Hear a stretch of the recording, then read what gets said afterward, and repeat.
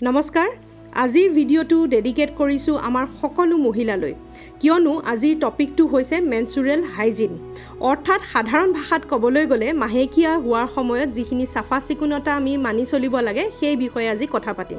শুনিবলৈ যিমান সহজ বা সাধাৰণ সিমান সহজ কিন্তু নহয় অৰ্থাৎ আমি এই ভিডিঅ'ৰ যোগেৰে জানিবলৈ চেষ্টা কৰিম যে মেনচুৰেল হাইজিন মেইনটেইন কৰিবলৈ আমি যিবোৰ পেড ব্যৱহাৰ কৰোঁ কাপছ ব্যৱহাৰ কৰোঁ মেনচুৰেল কাপছ বা আমাৰ টেম্পুনছ এইসমূহ ব্যৱহাৰে আমাৰ শৰীৰত কেনেকুৱা ধৰণৰ প্ৰভাৱ পেলাব পাৰে প্ৰকৃততে কোনটো ভাল হয় বা কোনটো বেয়া হয় বা কেনেকৈ আমি চুজ কৰিব পাৰোঁ সেই সকলোখিনি আজি এই ভিডিঅ'ৰ যোগেৰে জানিবলৈ পাব আৰু তাৰোপৰি মাহেকীয়া হোৱাৰ সময়ত সাইন্টিফিকেলি কি নিয়ম আমি মানি চলিব লাগে সেইখিনিৰ বিষয়েও নিশ্চয় জানিবলৈ পাব ভিডিঅ'টো অতি দৰকাৰী হয় যদি ভাল পাইছে শ্বেয়াৰ কৰিব আৰু লগতে চেনেলটো ছাবস্ক্ৰাইব কৰি থবলৈ অনুৰোধ জনালোঁ মেনচুৰেল হাইজিন যদি আমি মেইনটেইন নকৰোঁ তেনেহ'লে আমাৰ বিভিন্ন মহিলাৰ বিভিন্ন প্ৰব্লেমৰ সৃষ্টি হ'ব পাৰে কি প্ৰব্লেমৰ সৃষ্টি হ'ব পাৰে প্ৰথমটো হৈছে UTI প্ৰব্লেম যিটো ইউৰিনেৰী ট্ৰেক ইনফেকশ্যন বুলি কোৱা যায় পেচাব জ্বলা-পোৰা কৰা সমস্যাটো হয়তো এই মেনচুৰেল হাইজিন মেইনটেইন নকৰাৰ বাবেও হ'ব পাৰে দ্বিতীয়টো প্ৰব্লেম হৈছে ৰিপ্ৰডাক্টিভ ট্ৰেক ইনফেকশ্যন তৃতীয়টো প্ৰব্লেম হৈছে টক্সিক শ্বক হ'লে সাধাৰণতে বহুত বিপদজনক আমাৰ শৰীৰৰ বাবে হ'ব পাৰে ই জ্বৰৰ পৰা আৰম্ভ কৰি মাৰাত্মকো হ'ব পাৰে আৰু লগতে আমাৰ চাৰ্ভিক্স কেঞ্চাৰৰ দৰে প্ৰব্লেমৰ সৃষ্টিও বহু ৰিচাৰ্চে কৈছে যে হাইজিন মেইনটেইন নকৰাৰ ফলতে দেখিবলৈ পোৱা গৈছে আৰু এটা দৰকাৰী কথা বহুতে কমেণ্ট ছেকশ্যনত লিখি থাকে যে প্ৰাইভেট পাৰ্টছত খজুৱতি আৰম্ভ হৈছে ফুঁহা হৈছে ৰেচেছ হৈছে তেনেকুৱা ধৰণৰ সমস্যাসমূহো সাধাৰণতে মেনচুৰেল হাইজিনৰ অভাৱতে হোৱা দেখিবলৈ পোৱা যায় এতিয়া বিপদখিনিটো আমি গম পালোঁ কিন্তু আমি মেনচুৰেল হাইজিনটো কেনেধৰণে মেইনটেইন কৰিব পাৰোঁ প্ৰথমতে কথা পাতি লওঁ আমি ব্যৱহাৰ কৰি থকা পেডছসমূহৰ বিষয়তে আপোনালোকে যদি এই পেডৰ বিষয়ে বিভিন্ন আৰ্টিকলছ পঢ়ে বা বিভিন্ন ৰিচাৰ্চ কৰে তেনেহ'লে দেখিব দুইটা ধৰণে কথা কোৱা হৈছে অৰ্থাৎ কিছুমান ৰিচাৰ্চে কৈছে যে আমাৰ এই পেডে চাৰ্ভিক্স কেঞ্চাৰৰ দৰে ডাঙৰ প্ৰব্লেমৰ সৃষ্টি কৰিব পাৰে আৰু কিছুমান ৰিচাৰ্চে কৈছে যে ই ছেফ হয় ময়ো এই আৰ্টিকলছসমূহ ডিটেইলছ পঢ়ি লোৱাৰ পিছত কিছুমান সৰু কথাই মোৰ ব্ৰেইনত অলপ ষ্ট্ৰাইক কৰিলে আৰু যিখিনি মই আপোনালোকক আজি শ্বেয়াৰ কৰিবলৈ ওলাইছোঁ কাৰণ এইখিনি আমি সকলো মহিলাই জনাটো অতি আৱশ্যকীয় বুলি মই ভাবোঁ পেড যেতিয়া ব্যৱহাৰ কৰে দুটা ধৰণৰ পেডছ পোৱা যায় এটা হৈছে সিনথেটিক পেডছ আৰু এটা হৈছে বায়'ডিগ্ৰেডেবল পেডছ আমি যিবোৰ সাধাৰণতে পেডছ ব্যৱহাৰ কৰি থাকোঁ কোনো নাম ক'বলৈ ওলোৱা নাই কিন্তু আটাইতকৈ কমন যিখিনি পেডছ সকলো পেডছ যিবোৰ কমনলি পোৱা যায় সেই পেডসমূহ সিনথেটিক পেডছৰ ভিতৰত পৰে আৰু আন এবিধ পেড হৈছে বায়'ডিগ্ৰেডেবল পেডছ প্ৰথমতে কথা পাতি লওঁ আমি সাধাৰণতে ব্যৱহাৰ কৰি থকা এই সিনথেটিক পেডছৰ বিষয়ে সিনথেটিক পেডছত আপোনালোকে যেতিয়া খোলে ধুনীয়া এটা গোন্ধ ওলায় নহয় জানো কাৰণ তাত বিভিন্ন ধৰণৰ পাৰফিউম ব্যৱহাৰ কৰা থাকে এই যিবোৰ পাৰফিউম সিনথেটিক পাৰফিউম ব্যৱহাৰ কৰে এই পাৰফিউমসমূহ অতি সহজতে আমাৰ ছালে শুহি লয় বিশেষকৈ আমাৰ প্ৰাইভেট পাৰ্টছৰ অংশসমূহ ছাল বহুত পাতলীয়া থাকে আৰু সেইবাবে অতি সহজতে ই এই গোন্ধখিনি শুহি লয় বা তাত থকা কেমিকেলসমূহ একচুৱেলি শুহি লয় যি পুনৰ এবাৰ আমাৰ তেজত মিক্স হৈ যাব পাৰে আৰু তাৰ ফলত বিভিন্ন হৰম'নেল প্ৰব্লেমছৰ সৃষ্টিও হ'ব পাৰে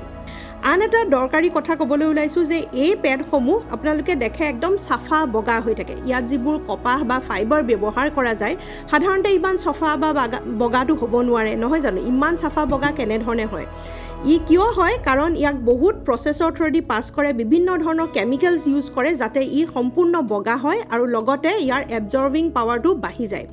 আৰু সেইবাবে দুটা কেমিকেলছ সাধাৰণতে ব্যৱহাৰ কৰা যায় যিটো হৈছে ডাইঅক্সিন আৰু পলিমাৰ আৰু কিছুমান ভলেটাইল কম্পাউণ্ডো ইয়াত ব্যৱহাৰ কৰা যায়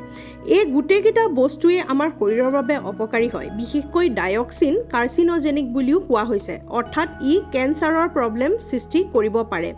আৰু তাৰোপৰি এই যিটো সিনথেটিক পেডছ এইসমূহত প্লাষ্টিক থাকে প্লাষ্টিক আমাৰ শৰীৰৰ বাবে অপকাৰী আৰু ই পৰিৱেশৰ লগত মিলিও নাযায় পচিও নাযায় সেইবাবে এই সিনথেটিক পেডছসমূহ যেতিয়া আমি পেলাই দিওঁ সেইসমূহ 500 বছৰো অধিক ই তেনেধৰণেই পৰিৱেশত পৰি থাকে যাৰ ফলত পৰিৱেশৰ প্ৰব্লেমৰ সৃষ্টি হয় আৰু লগতে এই যিবোৰ পেড যদি ভালকৈ ডিসপোজ কৰা নাযায় তাৰ পৰা বিভিন্ন ধৰণৰ ইনফেকশ্যনছো স্প্ৰেড হোৱাৰ চান্সেছ বেছিকৈ থাকে এতিয়া যাওঁ আনটো অপশ্যন লৈ, যিটো হৈছে বায়'ডিগ্ৰেডেবল পেডছ। অতি সহজতে আজিকালি অৰ্গেনিক পেডছ কিছুমান ওলাইছে, যিসমূহ সাধাৰণতে আমাৰ নৰ্মেল কপাহ ব্যৱহাৰ কৰা হৈছে বা আমাৰ বাঁহ ব্যৱহাৰ কৰা হৈছে, জুট বা মৰাপাট ব্যৱহাৰ কৰা হৈছে, এইসমূহ আৰু লগতে কলৰ আঁহো ব্যৱহাৰ কৰা হৈছে। এইসমূহ ব্যৱহাৰ কৰি পেলাই কিছুমান বায়'ডিগ্ৰেডেবল পেডছ উলিয়াইছে, য'ত কোনো ধৰণৰ কেমিকেল কম্পাউণ্ডছ ব্যৱহাৰ কৰা হোৱা নাই আৰু নেচাৰেলি বনোৱা হৈছে।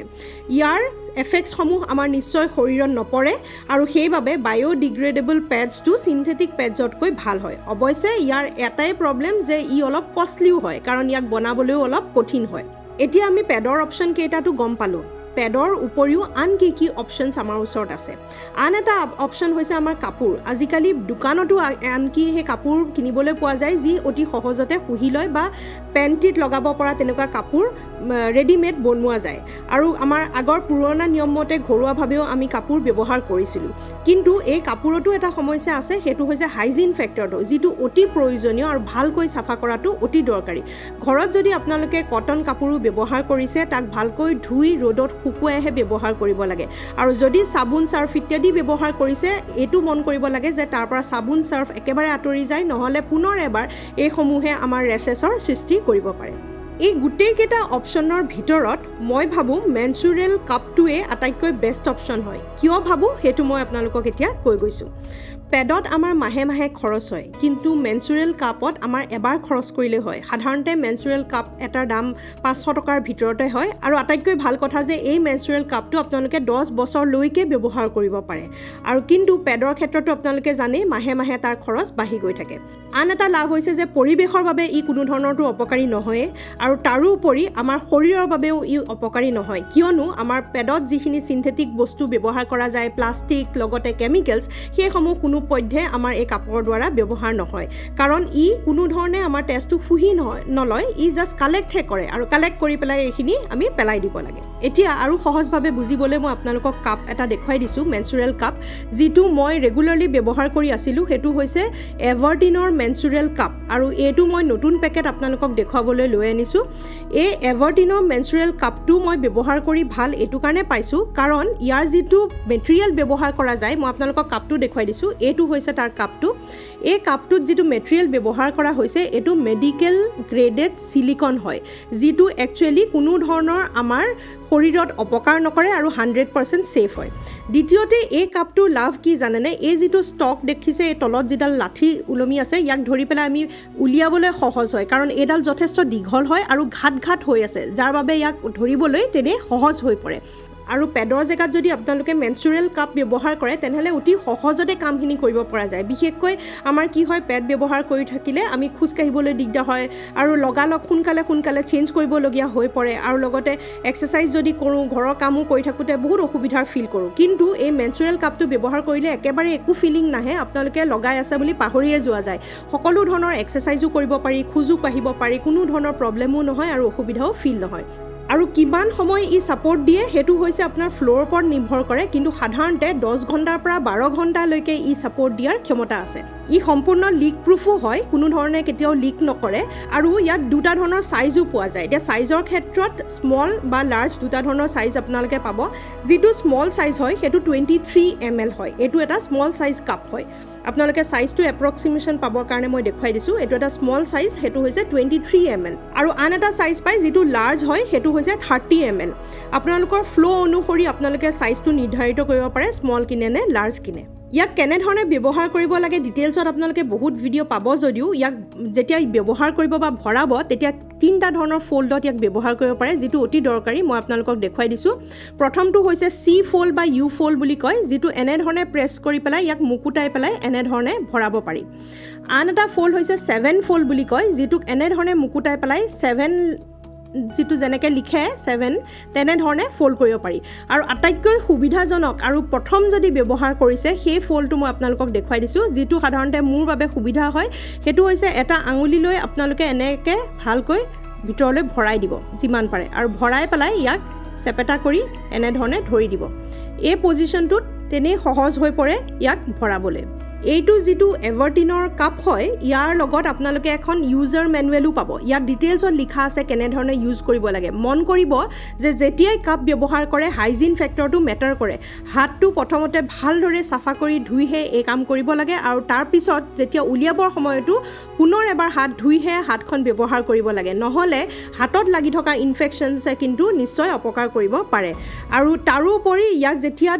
ধুওঁতে আপোনালোকে চাফা পানীয়ে ধুই পেলাই থ'ব পাৰে ইয়াত কোনো ধৰণৰ শ্যাম্পু চাবোন ব্যৱহাৰ নকৰিব কিয়নো এই কেমিকেলসমূহ কেনেবাকৈ ইয়াত থাকি গ'লে পুনৰ এবাৰ আমাৰ শৰীৰৰ ভিতৰত অপকাৰ কৰিব পাৰে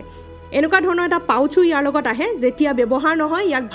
ভালকৈ চাফা কৰাৰ পিছত ইয়াক পাউচত ভৰাই পেলাই ধুনীয়াকৈ চাফা জেগাত থোৱাটো অতি আৱশ্যকীয় মেনচুৰেল হাইজিনৰ বাবে আপোনালোকে পেড ব্যৱহাৰ কৰক বা কাপোৰ ব্যৱহাৰ কৰক বা কাপে ব্যৱহাৰ কৰক চাফা চিকুণতা অতি দৰকাৰী